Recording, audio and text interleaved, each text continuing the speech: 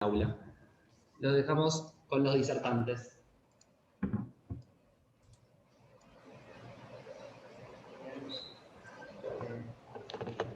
¿Qué es el audio? Sí. Buenas.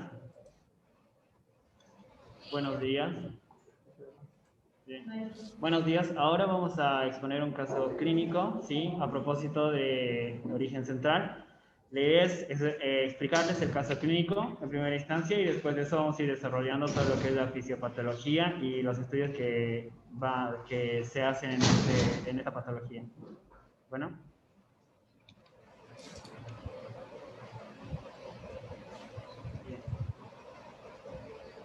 En este caso vamos a estudiar una paciente, ¿sí? Que tiene 1 mes de edad, es de sexo femenino y como antecedentes personales es una recién nacida a término con bajo peso para la edad gestacional y como de relevancia tuvo una cesárea, ¿sí? Por Doppler patológico y se constata el retraso de crecimiento intrauterino al momento del nacimiento. Estuvo internada en la terapia de neonatología por 10 días. Estuvo 2 días en luminoterapia, puntualmente para recuperación nutricional. Al 10º día de vida se le realiza una ecografía cerebral que evidencia una ventriculomegalia, ¿sí? Y como antecedente igual relevante tiene a la madre con antecedente de consumo alcohólico durante el embarazo. Bien, ella acude, es derivada de hecho de un centro oftalmológico. Entonces el motivo de consulta sería la derivación del mismo y el motivo de la internación a general de pediatría sería una sospecha de hipertensión endocraneana. La enfermedad actual, la paciente es derivada del centro de oftalmología, donde evidencian macrocefalia, ojos de sol naciente y nistagmus horizontal. Y al interrogatorio, la madre refiere vómitos e irritabilidad acompañada de llanto hace 3 días. En la guardia se constata a la paciente hemodinámicamente estable, con fontanela bombada, tensa, de 4.5 a 5 centímetros aproximadamente de diámetro, de dimensiones de 4.5 a 5 centímetros de diámetro, que estaba irritable con ojos de sol naciente, nistagmus horizontal, vómitos, no impresiona focomotor y arresto de su valoración les dificultosa por el estado de la paciente. En todo ese contexto se solicita un laboratorio prequirúrgico y un ataque de cerebro. Y en la resolución del caso clínico, porque el ataque cerebral reporta hidrocefalia severa, se realiza una valoración por neurocirugía, quienes indican conducta quirúrgica. Los cuales realizan una tercera ventriculostomía endoscópica más coagulación de plexos y entra a la terapia de pediatría en su posoperatorio inmediato. Vamos a dividir la internación. Ella estuvo internada 21 días en total, 8 días en la terapia y 13 días en la sala de pediatría. Vamos a dividir la internación en terapia y pediatría y les voy a ir comentando las novedades que pasaron con esta paciente. Como les había comentado, estaba 8 días en la terapia, requirió 4 días de asistencia respiratoria mecánica, 1 día de BNI y 3 días de cánula nasal. La evolución en la terapia fue hemodinámicamente estable, no requirió inotrópicos y al momento de la extubación se realizó sin complicaciones y respecto a la sedación tuvo una buena tolerancia al descenso. En la terapia hay 2 aspectos particulares a resaltar en el contexto de la exposición que estamos haciendo, ¿sí? Uno es el aspecto neurológico y otro el aspecto infectológico. En cuanto al aspecto neurológico, ella estuvo seguida por el servicio de neurología y neurocirugía. Y respecto a lo que se le ha realizado, vamos a ir contando por días y los estudios que se han hecho. El primer día de internación se le realizó un electroencefalograma, el cual no es patológico. Y el primer día también de internación, en el posoperatorio inmediato, se realiza un ataque de cerebro que evidencia un aumento de volumen del sistema ventricular supratentorial, con mala diferenciación de la sustancia gris y blanca, con disminución de espacios subaracnoideos corticales y neumoventrículo izquierdo asociado a hemorragia intraventricular bilateral. Esto fue en el posoperatorio inmediato. En el 7º día de internación, en el contexto de los registros subfebriles que tuvo, que les voy a comentar a continuación, se le realizó una punción lumbar, la cual como resultado tuvo un líquido turbio, santocrómico, ¿sí? Perdón, turbio, santocrómico, con elementos totales de 16.020, leucocitos 20 y hemoglobina 1.600. Y hematías 1.600. Y glucorraquia 36, proteinorraquia 369 y un láctico de 2.8. En el aspecto infectológico, la paciente el primer día de internación estaba medicada con ceftriaxona, tuvo 2 dosis, ¿sí? En el contexto del posoperatorio inmediato. En el transcurso de su internación, la paciente presenta registros subfebriles persistentes, por lo que el 6º día de su internación se policultiva, se realiza hemocultivo, urocultivo, se realiza hisopado COVID, el cual es negativo, y se inicia tratamiento con meropenem, a dosis meningia y vancomicina. En todo el cultivo que se le hace, aísla el Enterococcus faecium en las 2 botellas en el hemocultivo por 2, que es el único aislamiento que hace durante su internación, ¿sí? Como dato relevante. Pero a pesar del tratamiento antibiótico adecuado, los registros febriles suben, ¿sí? Perdón, los registros febriles continúan. Y en todo ese contexto, ya cumpliendo los 8 días de internación, para descomplejización la paciente es pasada a sala de pediatría, ¿sí? En sala de pediatría, la paciente estuvo internada 13 días, como les había comentado, y por el antecedente previo de la terapia positiva estaba con meropenem en sus 2 días y vancomicina en sus 2 días. El dato relevante es que los registros subfebriles persisten, ¿sí? Los cuales los realiza en buen estado general, y en la sala de pediatría lo que son 2 aspectos también importantes que vamos a resaltar. En cuanto al seguimiento con neurología y neurocirugía, durante su internación, en el contexto de descomplejización, se evidencia buena evolución progresiva con fontanela normotensa, ¿sí? La mejoría del nixtagmus y un perímetro cefálico de 39 centímetros, ¿sí? Previamente la paciente tenía un perímetro cefálico de 43 centímetros antes de la cirugía.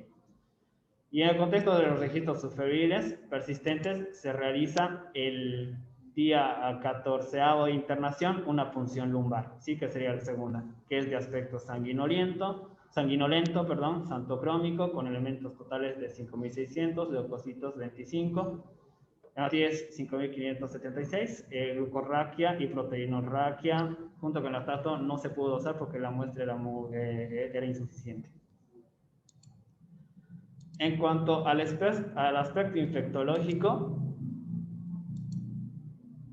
a su ingreso, lo que les había comentado desde antes, persiste subfebril, por lo que el 11º día de internación se vuelve a cultivar, se realiza hemocultivo y urocultivo, y al tratamiento previo con mero y banco se añade amicacina.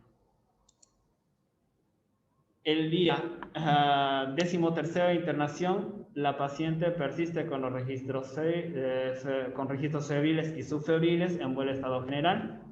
No presenta ningún rescate de germen y el laboratorio de control presenta unos glóbulos blancos de 8600, una PCR menor a 0.10 y una PROCAS menor a 0.05. En este contexto se intenta una PL en el contexto de los cultivos, la cual no se puede realizar, y a la amicacina, se suspende la amicacina, ¿sí? Y por el laboratorio que es de bajo riesgo, y se inicia ampicilina.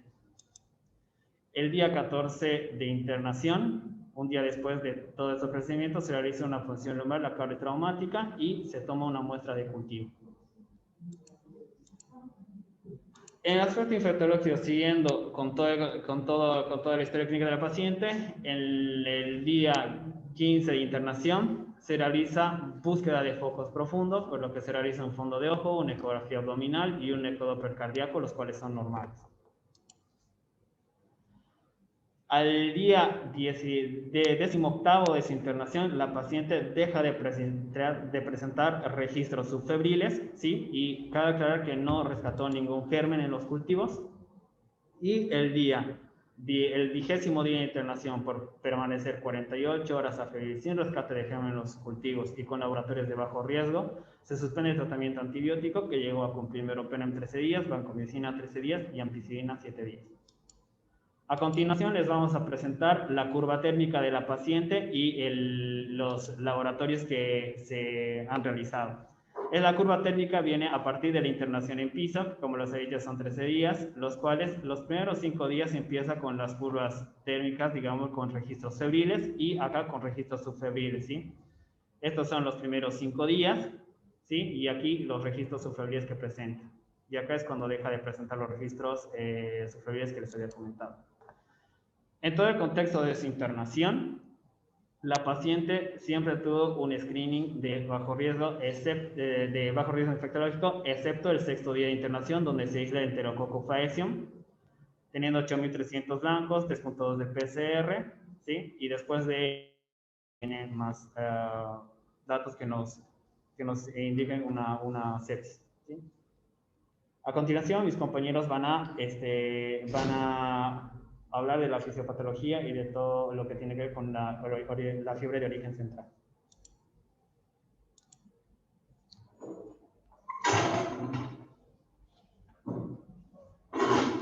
Buenos días. Continuando con la exposición, vamos a hablar ahora de la fisiopatología, tanto de la fiebre de origen central, de la fiebre y la fiebre de origen central, ¿sí?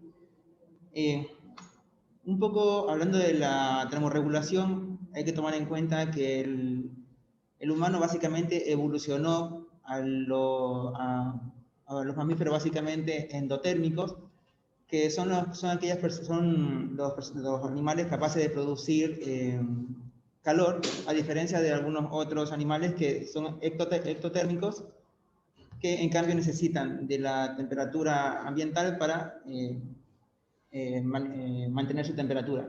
La fiebre de por sí no es un mecanismo adaptativo de defensa, y la fiebre de origen central fue descrita por primera vez por Theodor C. Eriksson en 1939 en un artículo que él mismo hizo, que se llama hipertermia neurogénica, que describía a varios pacientes que presentaban registros febriles en contexto de alguna lesión del sistema nervioso central. Dentro de la anatomía de la termorregulación tenemos que tomar en cuenta que como ya le había comentado, el cuerpo básicamente es una central energética, genera calor, y quien se encarga de regularlo es el hipotálamo por medio de vías aferentes y eferentes. Acá las vías aferentes intervienen los diferentes corpúsculos a nivel de la parte cutánea, ¿sí? Hay también receptores de temperatura a nivel muscular e incluso de la vía respiratoria alta. Envían la información por la médula y llega al hipotálamo, y en el hipotálamo envía diferentes mecanismos para que se efectúen los diferentes cambios de la temperatura hacia los órganos efectores. Así, manteniendo un equilibrio entre la termólisis y el aumento de la termogénesis. Bueno, hablando un poco de la fisiopatología de la fiebre, hay que tomar en cuenta que quien se encarga de regular este proceso es el hipotálamo. Para que esto se produzca, vamos a hablar un poco sobre la teoría más aceptada acerca de la temperatura de estos pacientes, de cómo se genera la fiebre, de cómo se inicia este proceso. Hay una teoría que está descrita en la mayoría de los libros de fisiopatología, que habla sobre los pirógenos exógenos, producidas por diferentes microorganismos, toxinas microbianas, reacciones inmunológicas e inflamatorias, e incluso neoplasias. Estos pirógenos exógenos son capaces de activar el sistema inmune, comprendido con las células monocitos, macrófagos, neutrófilos, etc., los que induce la liberación de ciertas citoquinas. A estos se le conocen pirógenos endógenos, las interleucinas 6, 18, 1, 6, 18 e interferones, y factor de necrosis tumoral alfa, lo cual va a actuar sobre las láminas terminales en el cerebro, generando la producción de prostaglandina E2, actuando sobre el hipotálamo, ¿sí? Este es el mecanismo más aceptado en cuanto a la fisiopatología de la fiebre. Así que ahora vamos a ver qué es lo que pasa a nivel del hipotálamo. El hipotálamo, como ya habíamos comentado, es el centro termorregulador de la temperatura, ¿sí? Del lado izquierdo vamos a ver un termómetro dibujado ahí esquemáticamente, y acá tres imágenes. Uno es el hipotálamo de un lado y el otro es los diferentes mecanismos que el cuerpo genera para mantener la temperatura. Habitualmente el punto prefijado del hipotálamo se encuentra entre 36,5 y 37,5 de temperatura, y el cuerpo tiene que hacer los diferentes mecanismos compensatorios para mantener esa temperatura. ¿Qué pasa cuando en el hipotálamo existen diferentes estímulos? Por ejemplo, la producción de pirógenos endógenos y que llegan al hipotálamo. Este punto prefijado que se encuentra acá a nivel lo habíamos visto, que se aumenta y el cuerpo por diferentes mecanismos, ya sea temblor, vasoconstricción, aumento del metabolismo, genera que aumente la temperatura corporal. Por suerte, estos pirógenos endógenos pueden ser bloqueados por diferentes medicamentos que ya lo conocemos, haciendo que el punto prefijado del mismo baje de nuevo su temperatura corporal normal. Bajando la temperatura mediante la sudoración, la vasodilatación, taquipnea y piloerección. Ahora, dentro de la fisiopatología de la fiebre de origen central, recordando un poco la diapositiva anterior, necesitamos siempre pirógenos exógenos para que se generen los pirógenos endógenos y se inicie la síntesis de prostaglandina E y se active los cambios a nivel del hipotálamo. Pero en la fiebre de origen central, generalmente esta parte o este inicio de esta cadena, generalmente no es la causante de esto. Generalmente se debe a una lesión en la cercanía o en sus inmediaciones del hipotálamo que puede generar estos cambios prefijados y aumentar la temperatura corporal del paciente. Por esto es que cuando damos antitérmicos a estos pacientes, generalmente es muy resistente al descenso de la temperatura.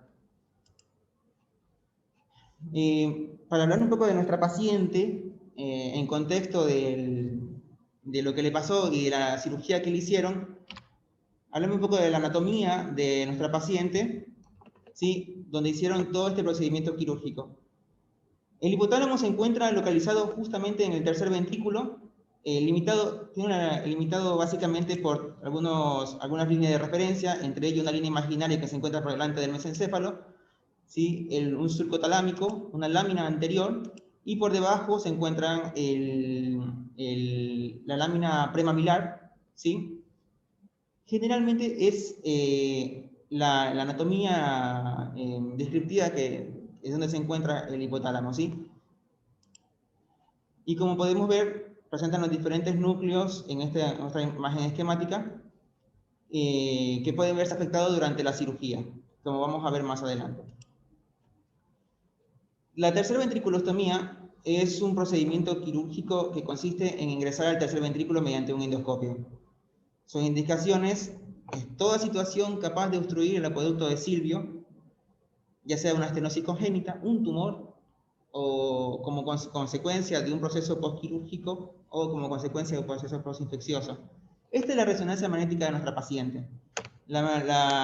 Podemos ver cómo está en una secuencia T2, cómo están los ventrículos laterales aumentados de diámetros, comunicándose a través de este agujerito al tercer ventrículo. Este agujero se llama agujero de Monroe, cómo se encuentra también dilatado. En la siguiente resonancia es una resonancia en T1, en un corte sagital, donde se puede observar claramente los ventrículos laterales aumentados de tamaño, el tercer ventrículo también aumentado de tamaño y la comunicación o el agujero de Monroe también dilatado. ¿Qué es lo que pasa con ella? Es que la comunicación entre el tercer ventrículo y el cuarto ventrículo se encuentra estenosado acá. ¿Sí vemos? Es decir, hay una estenosis congénita en esta paciente, lo que causó que se acumule el líquido cefalorraquídeo en ella.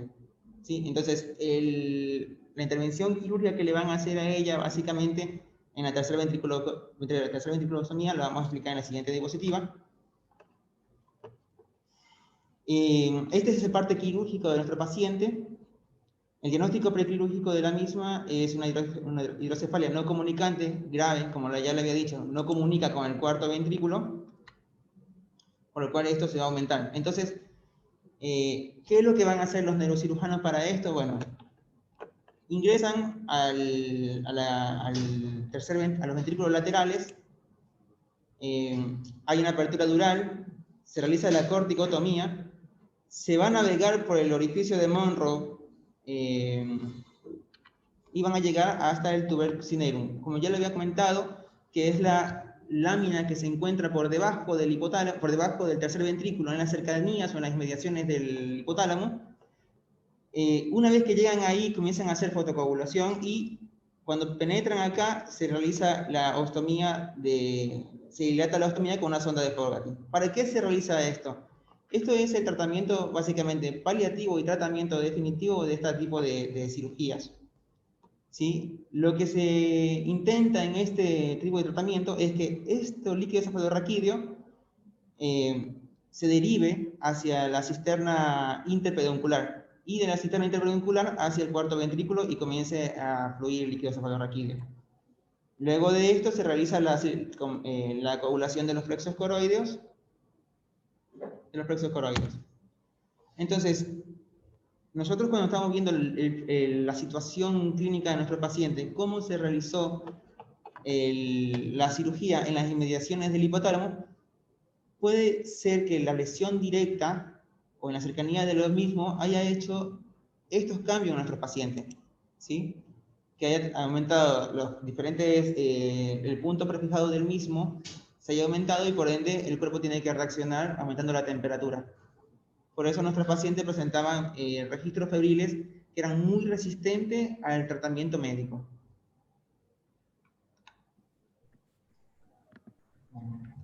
Bueno, para seguir entonces con el tema, hablamos de cuál es el método ideal para medir la temperatura en los pacientes críticos. Existen varios métodos. ¿Le pueden dar a la siguiente? Bien, dentro de los métodos para evaluar la temperatura está la temperatura rectal, los termistores vesicales o del catéter de arteria pulmonar. Siempre en los pacientes que están en cuidado crítico se utiliza la medición de temperatura invasiva. No se recomienda, digamos, la medición de temperatura axilar, que es la que más utilizamos nosotros en la sala, porque esta se va a ver afectada por el gasto cardíaco, la hipovolemia, la vasoconstricción periférica y el uso de inotrópicos. Todas estas sabemos que son condiciones clínicas comunes que presentan los pacientes críticos, por eso no se usa. De todos estos que son más invasivos, la que más se recomienda es la medición de la temperatura del catéter de arteria pulmonar. ¿Le pueden dar a la siguiente? Bien. ¿Cuáles son las causas de fiebre en los pacientes críticos? Tenemos tres grupos grandes. El primero es la fiebre de causa no infecciosa, que son lesiones hipotalámicas, pueden ser por tumores, isquemias o hemorrágicas, pueden ser por tromboembolismo pulmonar, trombosis venosa profunda, pancreatitis, colecistitis alitiásica o fármacos. La fiebre de origen infeccioso, que puede ser viral, bacteriana, parasitaria o fúngica, y tenemos la hipertermia, que se puede dar por fallo adrenal, tirotoxicosis, golpe de calor, síndrome neuroléptico maligno o la hipertermia maligna. La siguiente. Bueno, ¿cómo se hace la evaluación inicial cuando un paciente en cuidado crítico tiene fiebre? Lo primero, en algunas bibliografías dice 38, en otras bibliografías dice 38.3, en otras, bueno, 38.5. De esta que tomamos nosotros, se toma como fiebre por encima de 38.3 grados. Siempre se divide el paciente si es un paciente que está en buen estado general o si está en mal estado general. Si tenemos un paciente que tiene un solo registro febril, que está en buen estado general, que tiene una disociación esfingotérmica, eso es que tenga una bradicardia relativa, o sea, son pacientes que tienen una frecuencia cardíaca no esperada para la temperatura que tienen. Que esté en un posoperatorio inmediato o que tenga presencia de hematomas o flebitis. En esos casos, primero se confirma la fiebre y se espera durante 24 horas si el paciente vuelve a repetir o no registros. Si no lo repite, se toma como un registro aislado, y si lo vuelve a repetir, se toma como, bueno, la persistencia de la fiebre y se realiza en laboratorio, se toman hemocultivos, se cambian las vías que tenga el paciente y se hace una radiografía de tórax. Bueno, obviamente se inicia tratamiento antibiótico y si los resultados de los cultivos son negativos y el paciente continúa en buen estado general, lo que se recomienda es como descontinuar los antibióticos y tratar, digamos, si el paciente tiene alguna telectasia y que se resuelvan, digamos, los hematomas que tiene, digamos, en las vías.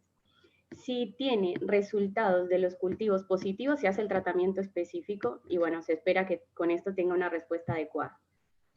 Por su parte, si el paciente no tiene respuesta, ahí ya estamos hablando o empezamos a sospechar que tenga alguna de las causas que vimos ahora de fiebre de origen no infeccioso. Ahora, si tenemos un paciente que tiene un registro febril y de entrada está en mal estado general o que tiene deterioro progresivo o tiene hipotensión asociada, obviamente se considera inmediatamente el tratamiento empírico y se toma, todavía no ha terminado, y se toma laboratorio, se toman hemocultivos, se rotan las vías y se toma radiografía de tórax. Lo mismo, si los resultados son positivos, se hace el tratamiento específico. Si los resultados de estos cultivos son negativos, empezamos a sospechar alguna de las causas de origen no infeccioso. Inclusive, si los cultivos son positivos y el paciente tiene también un tratamiento específico y vemos que el paciente continúa con registros febriles, también sospechamos una fiebre de origen no infeccioso, que es el caso de nuestra paciente, que como vieron, solamente tuvo un aislamiento durante toda la internación, tenía tratamiento específico y aún así seguía presentando registro febril. Ahora sí, la siguiente. Bueno, cuando hablamos entonces del diagnóstico de fiebre de origen central, primero, obviamente, es un diagnóstico de exclusión, porque nosotros primero tenemos que descartar todas las causas infecciosas, por eso se le hacen los cultivos, se le coloca inicialmente tratamiento antibiótico y esto. Lo otro es que generalmente siempre son pacientes que están en buen estado general, o sea, aunque tengan altos registros de temperatura, el paciente siempre está en buen estado. Tienen la bradicardia relativa, que era lo que les decía ahora, no tienen CIRS, no tienen leucopenia, no tienen leucocitosis, no tienen taquipnea. Y generalmente el 10% de los casos de fiebre de origen central se deben a medicamentos. Dentro de ese grupo de medicamentos están los betalactámicos, los antiarrítmicos, la quinidina, procainamida, difenilidantoína y la metildopa. Siguiente. Muy bien. Bueno, sí. Con la presentación yo voy a hablar un poco de la casuística, que fue con lo que nos encontramos cuando teníamos esta paciente internada en el piso, donde nos generaba una gran sospecha, una paciente que continuaba persistentemente subfebril, que usualmente nunca, su temperatura basal nunca bajaba de 37,3 y alrededor de las 5 de la tarde llegaba a 38 grados, y empezamos a sospechar que esta paciente con su buen estado general podía ser una causa de fiebre no infecciosa, a pesar de que tuviera un cultivo positivo para enterococo, que se trató adecuadamente, y persistía subfebril. Lo que nos encontramos fue que había poca información acerca de pacientes pediátricos, la gran mayoría de la información, bien como describía Yura, era en pacientes adultos internados en terapia intensiva. Nosotros teníamos una paciente pediátrica internada en la sala. Lo que encontramos fue que en primer término, un 30% de los pacientes hospitalizados desarrolla fiebre, y el 90% de los casos la causa es infecciosa, por eso siempre a lo que uno lo primero apunta es a descartar una causa infecciosa, más que nada en un paciente que había estado en terapia intensiva, un paciente hospitalizado durante muchos días, no debe descartar la causa infecciosa, pacientes con accesos, etc. En cuanto a la fiebre no infecciosa, usualmente se asocia a temperaturas que son extremas, que pueden ser subfebriles, como en el caso de esta paciente, que estaba persistiendo en subfebril y ocasionalmente llegaba a 38 grados, o 41 grados. Pacientes que usualmente están en buen estado general, o que van mejorando clínicamente a pesar de la fiebre. Muy bien, lo que nosotros empezamos a sospechar de que podía tener de que el origen de la fiebre era no infeccioso, y que además de ser no infeccioso estaba ocasionado en el sistema nervioso central, dado que esta paciente había sido intervenida en las semanas anteriores con esta tercera ventriculostomía, que además está obviamente muy cerca del hipotálamo el procedimiento, y está todo ahí, todo muy cerquita.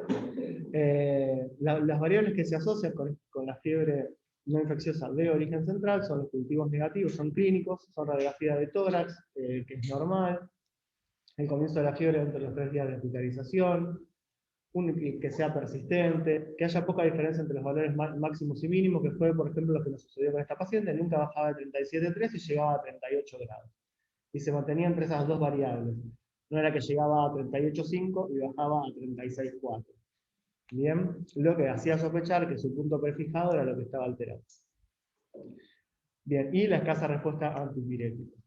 En este caso, nuestra paciente, cuando llegaba a 38 grados, volvíamos a revisarla a los 15 minutos y ya tenía 37,5.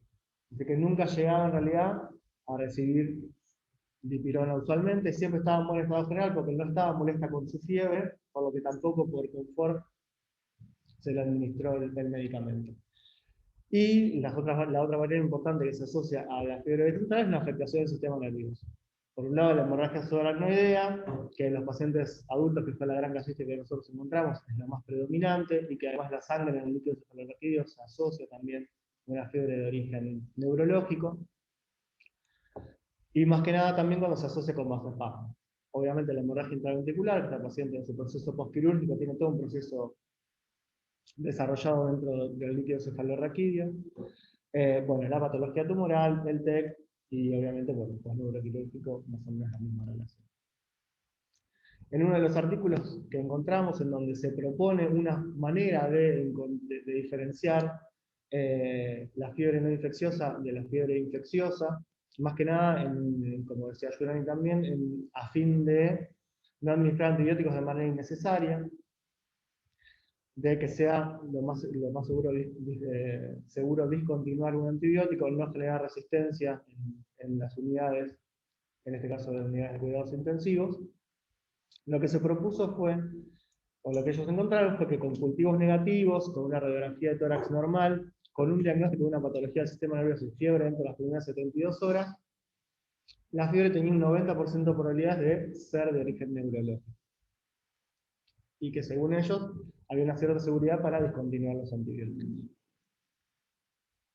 Es algo que se propuso, digamos, no es que es algo que está comprobado. Es un algoritmo que ellos ponían. Como conclusiones, lo que nosotros encontramos fue que, primeramente, que la fiebre de origen central es una causa importante de fiebre no infecciosa, que requiere un índice de sospecha. El índice de sospecha te lo va a dar la patología del sistema nervioso central, que es obviamente un diagnóstico de exclusión, por lo que, como vimos con esta paciente, se le realizaron todos los estudios para descartar una causa infecciosa. Se le hicieron los cultivos, se le intentó muchas veces el cultivo líquido cefalorraquídeo, que la verdad que fue muy costoso de realizar, y es una entidad que no cuenta aún con criterios bien definidos, ni siquiera para los pacientes que son de terapia intensiva, que tiene una casuística muy grande y tienen ellos definidos todavía muy bien criterios.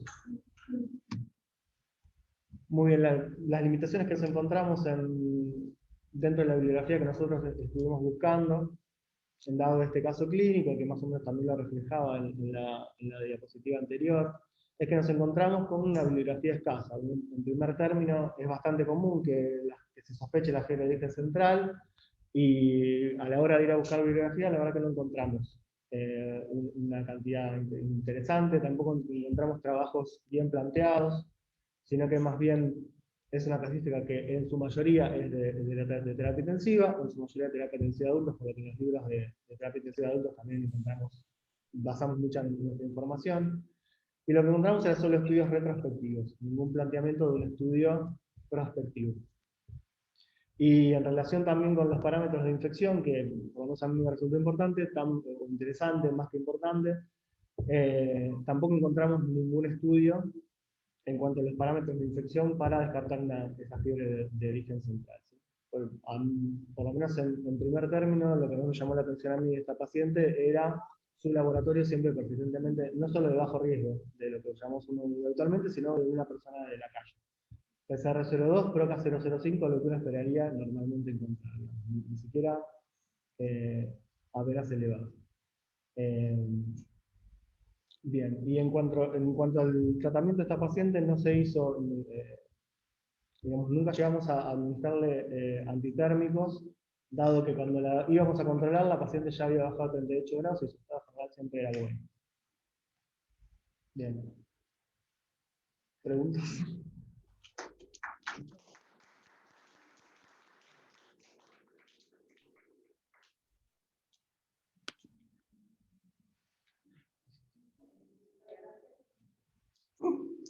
Gracias. ¿Pregunta? ¿Pregunta?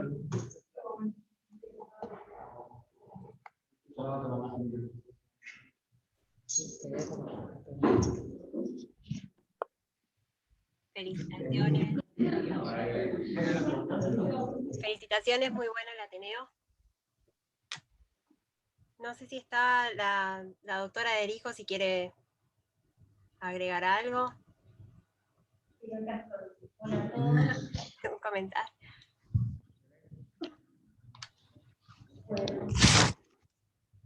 Los quiero felicitar a los tres expositores porque ha sido brillante la presentación. Los cuatro, perdón. La expositora también, el trabajo remoto estuvieron muy bien, la presentación fue muy clara, completa, partiendo de la fisiopatología, por supuesto. Y sí, este es un tema controversial, siempre que nos enfrentamos a estos pacientes, planteamos, ¿será de origen central? Los criterios no son muy claros, tampoco es muy claro el tratamiento de la fiebre de origen central. No hay guías que rijan ese tratamiento. La mayoría de las veces los pacientes pasan por un sinfín de protocolos diagnósticos y de tratamientos farmacológicos que a veces son suficientes. Con respecto al tratamiento, estuvimos recién leyendo con los chicos, actualizándolo un poquito.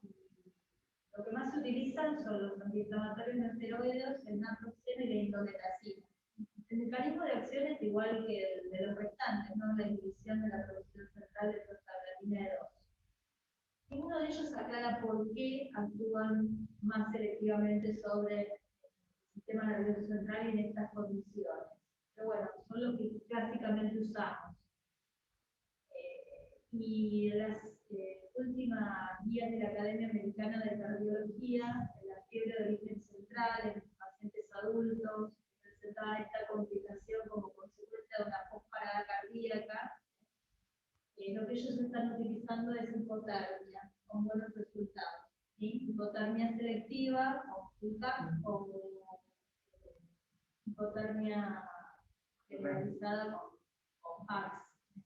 Bajar la temperatura corporal por debajo de los 34 grados. Disculpe, lo último que dijo no se escucha bien. ¿Podría volver? O acercarse, si no... Ahí está, gracias. Gracias. Porque justo el micrófono está justo con la cámara. Que en relación al tratamiento no hay mucho sobre el tratamiento específico. No hay guías que hablen sobre el tratamiento de la hipertermia de origen central. Se usa el naproxeno y la indometacina por lo general. El mecanismo es igual que el resto de los AINES, la inhibición central de la producción de prostaglandina 2, pero ninguno aclara por qué tienen un mejor perfil. Pero es lo que usamos habitualmente. Y las guías de la Academia Americana de Cardiología, lo que proponen, en el contexto de pacientes, por ejemplo, con hipertermia de origen central después de una parada cardíaca, ellos lo ven mucho en pacientes con infartos o accidentes cerebrovasculares que tienen esta complicación, usan la hipotermia selectiva con los casquitos, o la hipotermia general con bacterielo, bajando la temperatura corporal por debajo de los 34 grados, y vieron resultados alentadores en esos pacientes. Nosotros hace poco tuvimos oportunidad, no sé si está Néstor por ahí, o si está la gente de cuidados paliativos. Ahí, hola. Tuvimos oportunidad de ver un pacientito en la terapia neonatal con una malformación del sistema nervioso central, una holoprosencefalia a lobar. Le faltaban todas las estructuras de la línea media, el cuerpo calloso, el tabique interventricular, y estaba comprometido la región hipotálamo hipofisaria, tiene una insuficiencia hipofisaria múltiple, asociaba a un flap, una fisura alveolo-palatina, un niño con una malformación clara de la línea media, que también nos encontramos en este escenario. con fiebre, con cultivos negativos, sin un foco infeccioso claro, con fiebre con las características que planteaban acá los residentes, ¿no? En este caso era fiebre persistente, de alto grado, no estaba subfebril el paciente, llegaba a temperaturas más de 40 grados, y respondió muy bien al tratamiento con indometacina. Se pudo egresar gracias a esa intervención.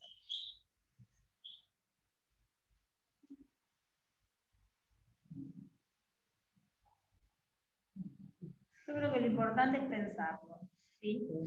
Pensarlo, tenerlo en cuenta, poder expectarlo a los pacientes si están en buen estado general, no ir sumando antibiótico-terapia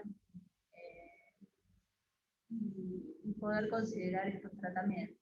Para hablar, tengo que hablar de eso. Sí, sí, pero la cara. No, no podés hablar. Ah,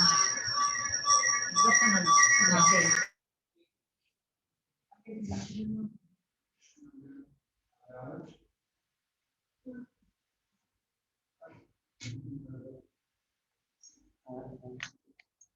¿Alguna pregunta, chicos?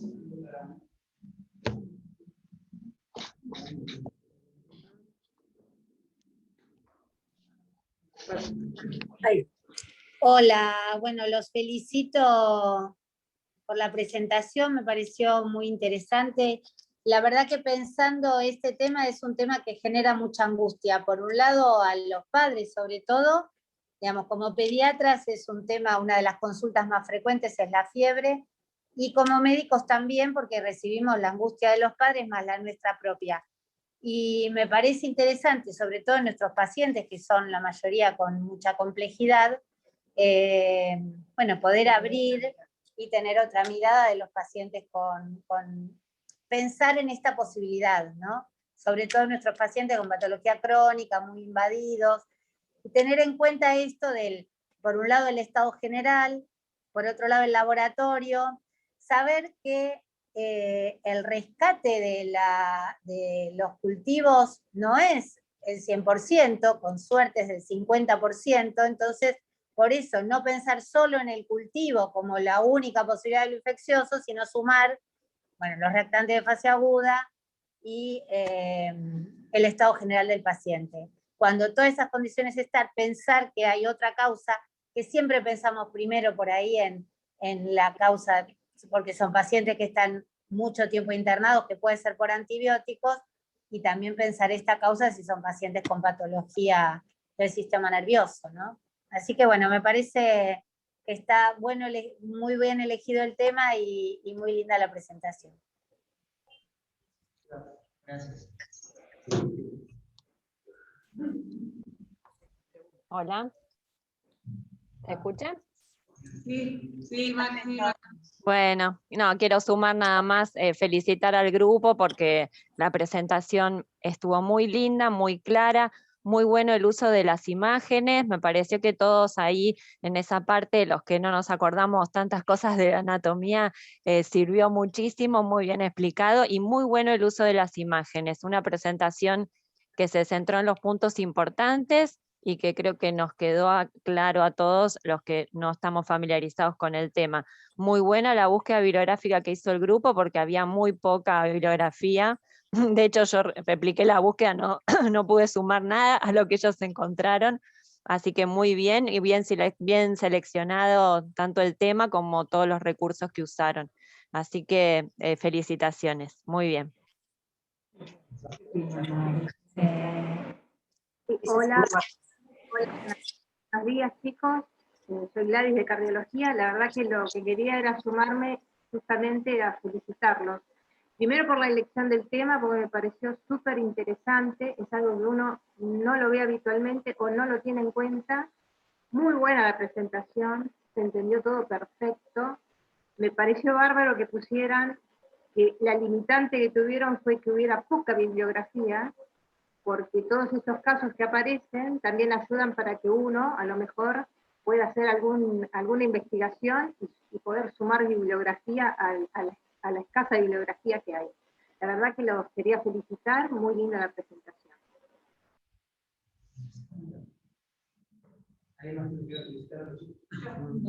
Muy bien. Bueno, un aplauso para nada.